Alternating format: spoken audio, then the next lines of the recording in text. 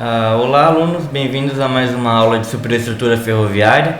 Hoje nós vamos estar discutindo um pouco em relação à drenagem, né, que é um dos tópicos que compõem os elementos de infraestrutura rodoviária, ferroviária, rodoviária, claro também, infraestrutura urbana.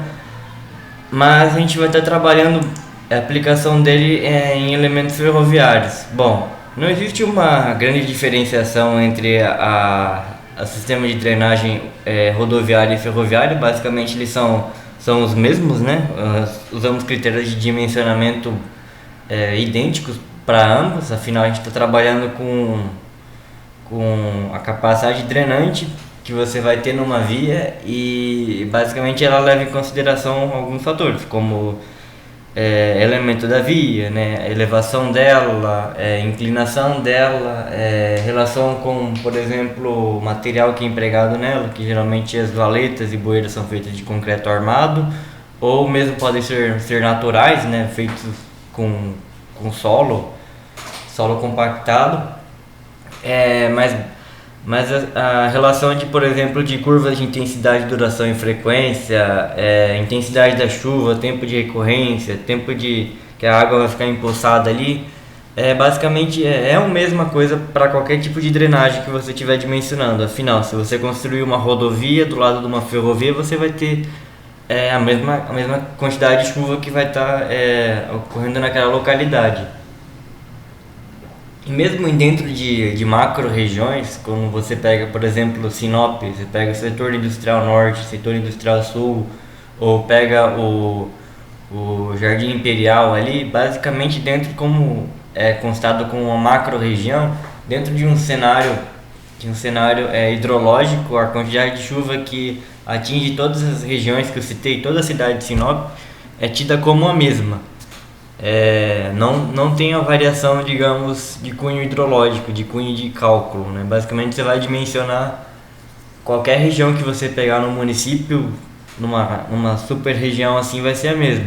Eu estou falando isso porque se você for construir uma ferrovia, essa ferrovia vai atravessar às vezes uma cidade de médio porte como Sinop, ou uma cidade de grande porte que seja como Cuiabá, ou mesmo São Paulo. Você vai ter basicamente a mesma macro região, né? Então, basicamente vai ser os mesmos critérios de dimensionamento hidráulico. Não vai ter tanta diferenciação assim em termos de tempo de recorrência, em termos de intensidade de chuva e tudo mais. O que vai variar, obviamente, é questões como topografia, talvez dependendo, se você tiver um solo muito diferente em cada região, você vai ter que ponderar em relação à infiltração dos mesmos.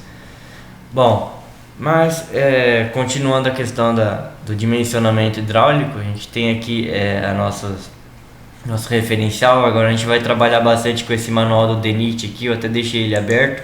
Manual de drenagem do DENIT, que ele tem o dimensionamento para cada parte de drenagem e tudo mais. Ele tem essa versão aqui, tá no Ministério dos Transportes, ela tá atualizada. Acho que a versão mais atualizada, acho que essa aqui é de 2006, mas não muda muita coisa em termos de critério de cálculo. E é um guia muito, muito amplo em relação vocês podem dar uma olhada aqui no sumário. A gente tem que ele ensina a calcular sistema de drenagem, transposição de Talveges, drenagem superficial. A gente vai trabalhar mais na questão da drenagem superficial nessa disciplina, porque ela é uma disciplina voltada para infraestrutura ferroviária. Então a gente vai trabalhar com valetas, sarjetas, descidas d'água, sistema de coletores. Talvez a gente veja um pouco de bueiros nela, e basicamente vai ser isso. A gente não vai ver, por exemplo, drenagem de pavimento, porque isso questão referente a pavimento de concreto armado. A gente não vai ver drenagem subterrânea ou travessia, apesar que dá para citar que existem sistemas de ponte, sistemas que vão estar sendo utilizados às vezes quando você tem um fluxo d'água muito grande. Existem cálculos, inclusive, que vão levar em consideração essa ponderação, mas é de interesse vocês saberem que vocês vão aprender o básico ligado à superestrutura. Então é um manual aqui que tem mais de 300 páginas, então tem muito conteúdo de cálculo, de drenagem, de questões hidráulicas, hidrológicas. Então eu recomendo que vocês deem uma lida nesse manual, encontrem ele Eu não sei se ele está disponível para venda ou não. Ele é um material até fácil de ser encontrado, apesar disso, e vocês têm muita coisa mesmo. Então, se vocês forem atuar como engenheiros civis, algum dia é muito importante que vocês tenham esse manual quando forem trabalhar com infraestrutura. Então, se vocês forem numa cidade passarem num concurso para ser engenheiro, por favor, adquiram esse manual, leiam ele, utilizem eles como um livro de cabeceira mesmo, porque ele vai guiar vocês nesse sistema de hidráulica, né, de sistemas de instalações hidráulicas. Às vezes a gente pode não ver isso muito com afinco dentro da universidade, mas é muito importante que vocês tenham essa constatação. Então tem aqui os manuais do DENIT para projeto de sistemas, tem os manuais do DENER, que é estadual para sistema de estradas e rodagens, tem outros livros aqui do ANTAS. A gente não vai trabalhar mais com a questão de projeto geométrico, mas a gente vai ter que saber algumas questões como terraplenagem e inclinação. Tem os dispositivos de medição e deslocamento da via permanente para determinação de módulos de via, tem a questão de estudo de ciclo hidrológico, questão de passagem de água em nível, e a gente vai estar desenvolvendo isso dentro dessa disciplina aqui. Bom, vamos lá. ênfase agora na questão, o que é a drenagem? Bom, o sistema de drenagem ele serve para coletar, conduzir e mesmo lançar o mais rápido possível em um local adequado todo o volume de água que atinge a plataforma viária ou ferroviária, de forma a garantir que a locomotiva trafegue em segurança e conforto na plataforma ferroviária, sem que ocorra perda de material rodante, perda de estabilidade no maciço ou resistência ao fluxo devido à ação hídrica. Bom, então basicamente a drenagem, resumindo aqui, ela tem que ser bem feita para garantir que a água não percole e leve, por exemplo, a brita que está no lastro, que ela não faça com que você perca esse material rodante, com que ela não infiltre e leve desagregação ou perda de resistência, né, no solo. Vocês veem lá em Geotecnia 2 cálculo de tensão confinante, né? Vocês veem que às vezes quando você tem um solo saturado de água, o que acontece? Ele perde resistência, né? Você aprende a calcular por curva de Mohr. E basicamente é a resistência ao fluxo, né? No caso, o fluxo hídrico que vai percolar pelo maciço, né? Que às vezes é necessário ter sistema de dreno, sistemas de tubulações que permitam a passagem de água para outra localidade. Bom, então, como resumindo aqui, a gente vai ter que se evitar uma drenagem bem feita, deve evitar a degradação da plataforma viária, diminuição da vida útil ferroviária da plataforma, aumento nos custos com manutenção, deve evitar também aumento nos acidentes e os danos, deve evitar também erosão dos taludes, que é a perda de material, assoreamento dos dispositivos, instabilidade dos taludes. Deve levar em conta a segurança, a aquaplanagem, que é a água que fica retida na via,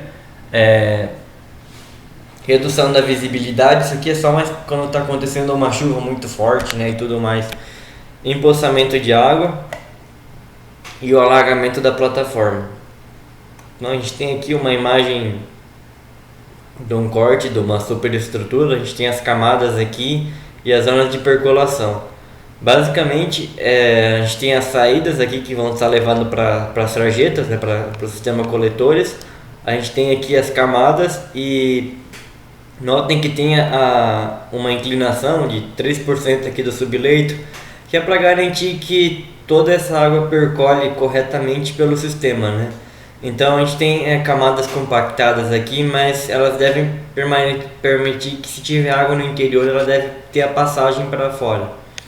Bom, a gente tem a vala de proteção do corte, né, que são basicamente para impedir que solo entre aqui dentro e vá embora, né, e perca material.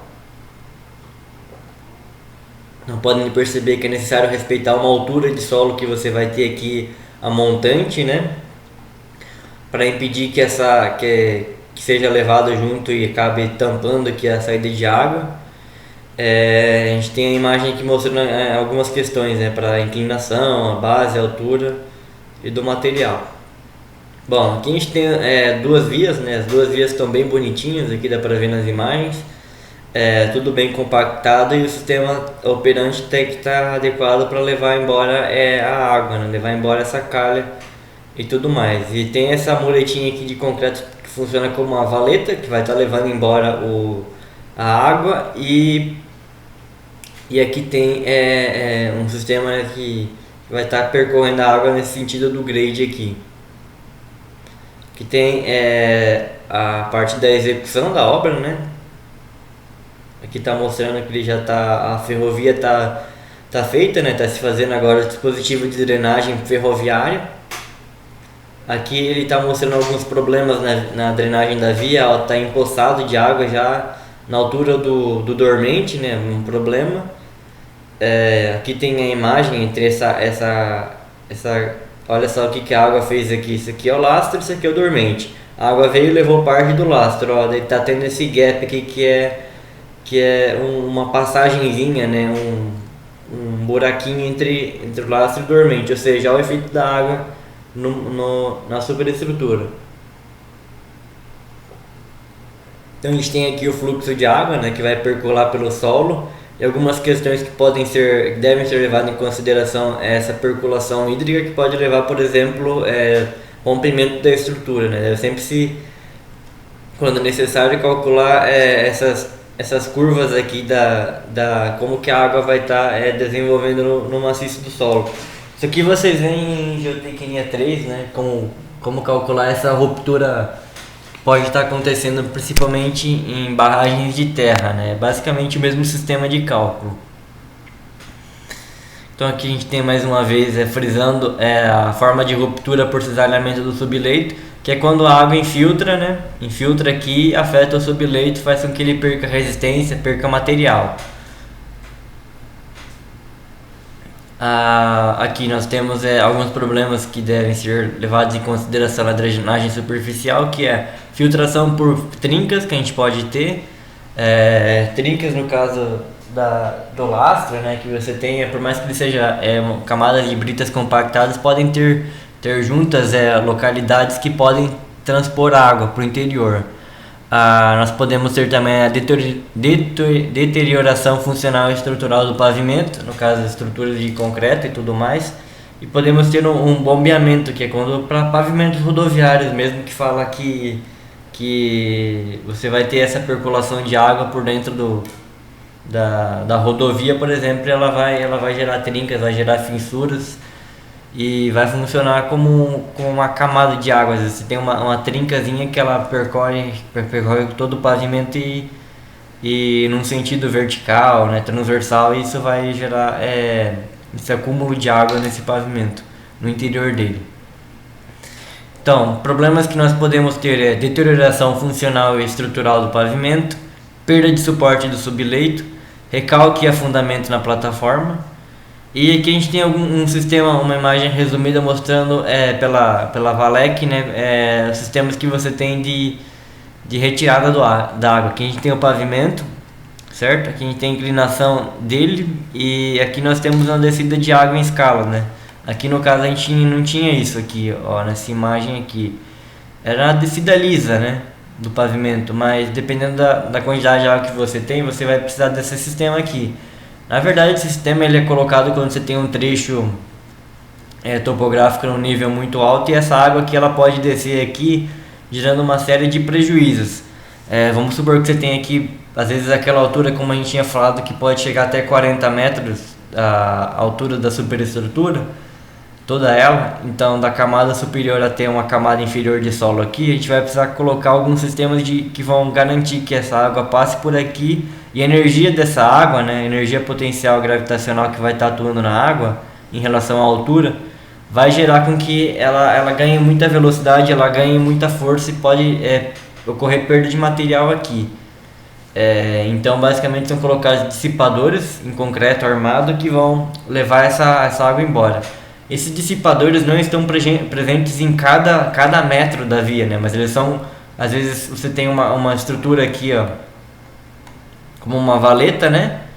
E essa valeta vai estar levando água até um dissipador. Digamos que você tem um dissipador quando você tiver uma vazão de água que ela atinge uma velocidade muito alta.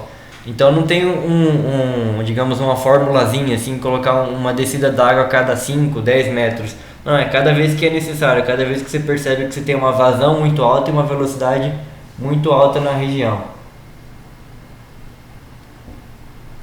Tudo isso para garantir que essa água não gere desaprumo, não gere perda de material rodante. Aqui a gente tem uma descida de água na ferrovia norte-sul, e aqui nós temos dissipadores de energia que ficam na base. Bem aqui embaixo a gente vai ter dissipadores que são o que? São pedras que são colocadas aqui, pedras britadas, que quando a água passar aqui, né, ela vem aqui com uma velocidade, com uma vazão. O que a pedra faz? Ela funciona como uma barreira e não vai impedir que a água percole, pelo contrário, vai deixar com que ela percole, mas ela vai percolar com uma energia de cinética reduzida. Aqui está só mostrando alguns trechos em Talweg, que você tem, por exemplo, aqui tem linhas de Talweg, né? Então cada vez que você tiver um morrinho aqui, você vai ter um Talweg, que representa a intersecção de duas ladeiras opostas por onde a água corre. Então você tem um trecho aqui montanhoso, né? Aqui vamos supor que aqui tem a nossa superestrutura ferroviária, aqui tem as zonas de Talwegs, tem 2 Talwegs então. Aqui que vão ser as zonas em que a gente vai ter a água percolando, né? Então aqui pode inclusive a água percolar para o subleito e gerar uma série de problemas. Então vamos ver aqui em relação ao Talweg, ele pode representar a inundação da pista, que gera interrupção do tráfego, inundação da pista, que vai gerar interrupção do tráfego, perda de estabilidade do talude devido ao rebaixamento rápido do solo, que ocorre pela perda de material, e que vai gerar erosão generalizada. Aqui nós temos a foto de um Talweg, aqui é uma rodovia, tá? Aqui nós temos um morro, aí a água percola aqui, perde material e vai levar para a rodovia, isso quando não levar a rodovia junto, né? Então existem dispositivos de drenagem apropriados que são acoplados a rodovias ou ferrovias que servem para fazer com que essa água dissipe a energia dela, fazendo com que essa água não cause tantos danos assim. Então a gente vai ter valetas de proteção de corte, uma zona escalonada, né, que a gente vai ter uma inclinação aqui, uma sarjeta de corte, a gente tem aterro, uma zona de aterro, que é onde está apoiada a nossa superestrutura, né, porque vai ter sistema de drenagem passando água aqui, dissipadores e tudo mais. Esse aqui é um exemplo de dissipador que a gente tinha mostrado aqui, né, esse dissipador aqui, esse aqui, enfim. Pode ter necessidade de bueiros ou pontes. Basicamente a diferença entre um bueiro, uma ponte, né, que está levando essa água é critério do DENIT, né? O DENIT estabelece que quando um bueiro ele atinge a dimensão em relação à altura dele de maior que 3 metros, você vai necessitar de uma ponte. E a diferença de uma ponte para um bueiro é exatamente a transposição em nível da água e também em relação a capacidade de carga que esse elemento tem. Uma ponte, ela digamos, tem um grau de refinamento maior, porque ela já é feita com concreto armado, ou concreto protendido, e geralmente ela tem a passagem em nível maior e um dimensionamento hidráulico mais refinado, né? Vejamos aqui. Aqui a gente só tem uma imagem mostrando uma vista de corte, né, da valeta de proteção, da sarjeta. A sarjeta aqui nós temos a plataforma ferroviária, uma pista 1, pista 2 e o sistema de percolação da água. Bom, existem algumas diretrizes para o projeto que são em relação à proteção da via quanto à ação prejudicial das águas, em relação à precipitação, infiltração e condução pelos Talwegs, também em relação aos lençóis freáticos ou artesanais.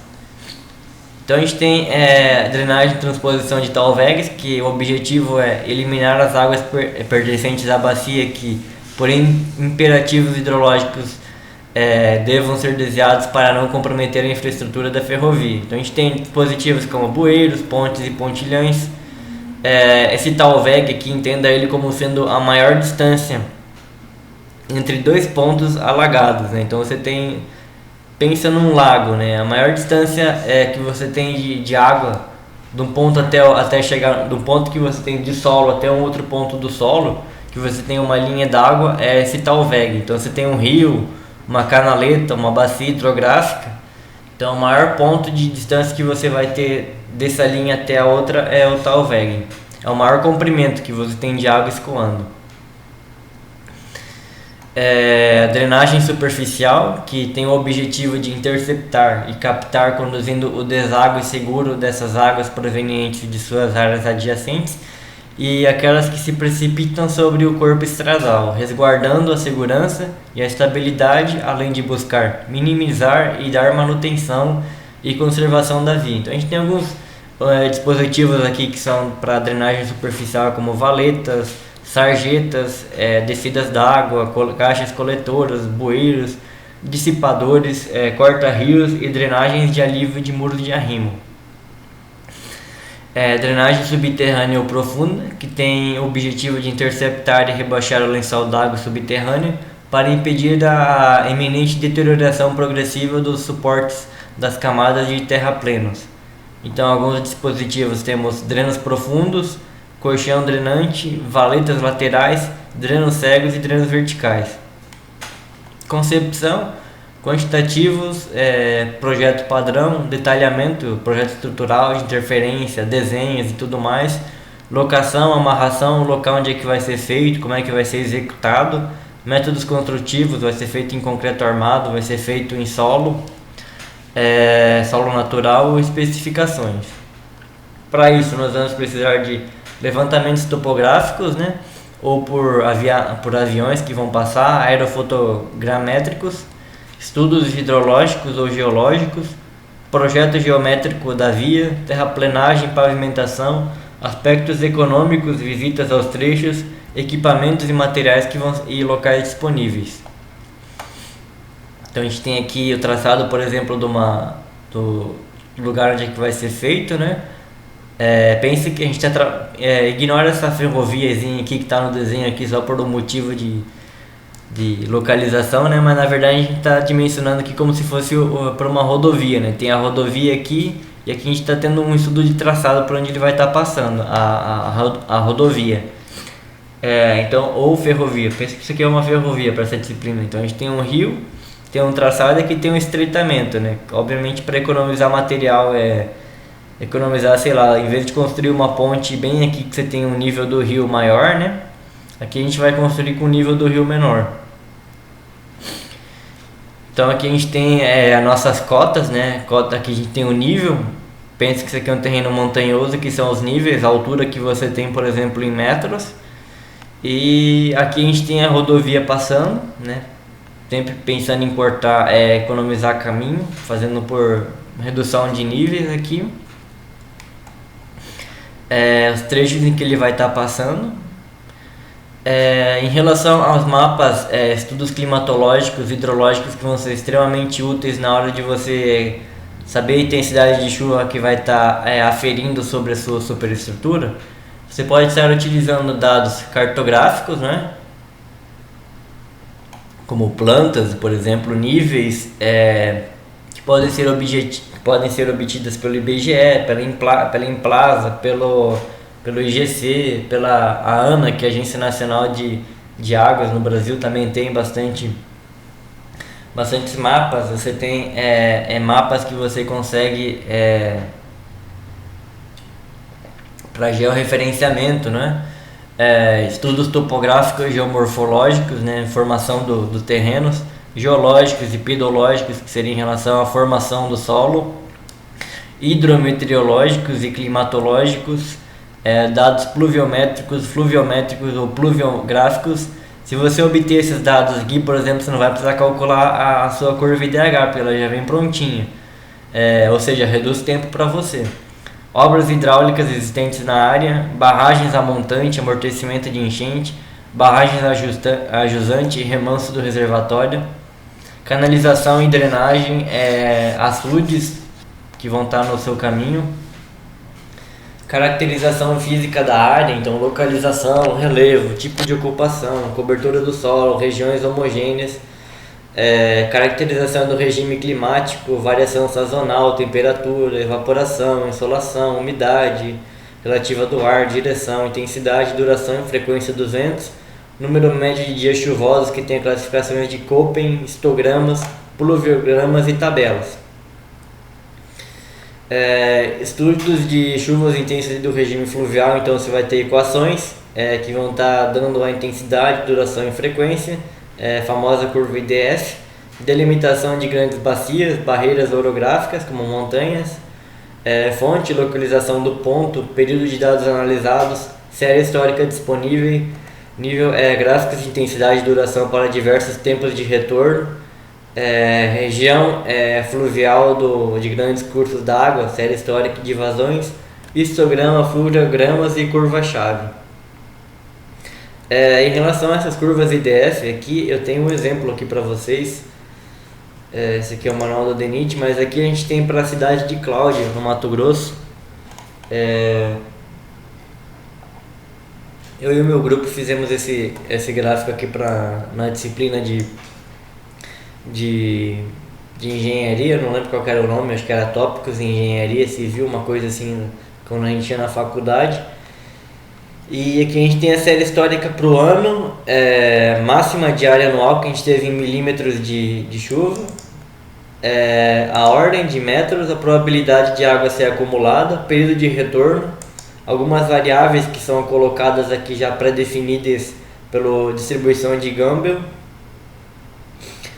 Disso a gente tira médias e desvios padrões. A gente tem aqui a relação entre chuvas, então você tem a altura que a chuva atinge, por exemplo, por minuto, por hora, por segundo e tudo mais. E no final a gente vai compor com tudo isso esse gráfico IDF aqui, que é da intensidade. A gente tem a intensidade aqui que é dada por tempo, em horas ou minutos, a duração da chuva em minutos, uma relação entre essas duas, o tempo de retorno, que é quando essa chuva histórica ela vai voltar com a mesma frequência. Então aqui a gente tem em anos esse período, e ela é calculada com base nesse valor de Gumbel, que são valores probabilísticos para critérios de cálculo, né? E com base nisso a gente vai expor o gráfico melhorado aqui com relação ao período de retorno que a gente vai ter. O desenvolvimento final, o que importa mesmo para essa disciplina vai ser esse gráfico aqui, o gráfico IDF, que ele vai estar dando o que? A intensidade, duração e frequência para uma dada chuva, em que a gente vai ter intensidade, milímetros por hora, pelo tempo de concentração em minutos, que é calculado, e vocês já vão ver como calcular, e pelo período histórico em anos, né? Então você vai ter aqui a potência que ele vai ter atingindo nos anos. Então a gente tem para cada ano, né, como eu falei, 2, 5, 10 anos, 15 anos, depende do projeto, depende da experiência do engenheiro. Ele vai estar determinando esses fatores aqui e vai estar estipulando qual que é o melhor tempo de retorno para cada obra. Então a gente tem isso aí. Em relação ao dimensionamento hidráulico de valetas, agora a gente vai começar, a gente vai estar mostrando para vocês como é que se faz esse cálculo. Então aqui a gente tem um exemplo de uma valeta, né? A gente pode ter uma seção triangular, outra trapezoidal, uma seção em U, ou uma seção cantoneira, que seria uma seção em que você tem um Czinho, né, formando aqui. Que a gente tem alguns exemplos. A gente tem esses valores aqui, não são valores fixos, são valores de projeto. Basicamente vocês dão um chute inicial na medida dessa valeta aqui e vocês tentam estipular. Aqui deve estar em centímetros, né? Vocês tentam estipular se essa valeta é eficiente ou não. Vamos primeiramente calcular a velocidade que vai estar sendo percolada aqui nessa valeta aqui. Deixa eu só preparar uma coisa. Bom, em relação aos critérios então, que nós vimos até agora de dimensionamento hidráulico de valetas, devem ser estipulados então, em resumo, uma série de características, como por exemplo da curva de nível em relação a critério que entra como critério topográfico, critério geológico, tempo de percolação dessa água. Existem outros dados que vocês vão ter que obter e provavelmente vocês vão ter que calcular eles, como por exemplo Em relação ao Talveg, vocês vão precisar de, um, de um nível mostrando para vocês o que vocês têm em toda a sua região. Existem alguns critérios que vocês podem estar utilizando, como por exemplo mapas que vocês obtêm de empresas. Tem empresas que, por exemplo, mostram imagens de satélite e vocês conseguem georreferenciar ela com um sistema como ArcGIS ou GVSig para vocês obterem a melhor configuração e altura, largura de Talveg. Bom, existem alguns métodos que vocês vão ter que estar levando em consideração a isso, mas basicamente para virtude dessa disciplina ela ser, digamos, isolada, a função dela não é calcular sistemas hidráulicos, sistemas de superestrutura. Eu vou estar passando o básico para vocês em relação a isso. A gente vai estar calculando apenas sarjetas e alguns outros dispositivos que a gente vai ter de redução de velocidade, mas se vocês se depararem com estruturas muito grandes, vocês vão ter outros critérios de cálculo. Então às vezes a fórmula que eu coloquei aqui para vocês calcularem a vazão numa sarjeta pode ser diferente, dependendo da estrutura hidráulica que você estiver trabalhando, por exemplo, com uma cidade que você tem uma topografia muito acidentada, essa vazão pode ser maior, essa velocidade que você vai ter ali atuando é maior. Então existem alguns critérios de cálculo que variam de estrutura para estrutura e de nível de como essa estrutura vai estar trabalhando. Então geralmente eles são colocados em critérios relacionados à área, principalmente a área de abrangência que vai estar contribuindo para aquela bacia, para aquela região. Então existem outras questões também que são relacionadas a dissipadores, que vocês vão estar aprendendo a calcular um dissipador simples de energia. E são dissipadores que podem atingir até grandes portes. Então, por exemplo, uma barragem é um sistema de dissipação de energia, né? Que você tem uma energia ali, depois ela vai ter que ser dissipada para não gerar problemas no rio e tudo mais.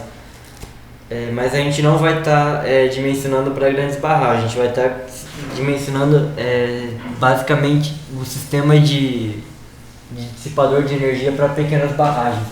Então, basicamente para áreas de contribuição muito pequenas. Eu vou dividir essa aula aqui em duas para facilitar vocês terem já a obtenção dos cálculos na próxima aula. Essa aula aqui foi mais a introdutória, então até a próxima aula que vocês vão ter a elaboração dos cálculos aqui.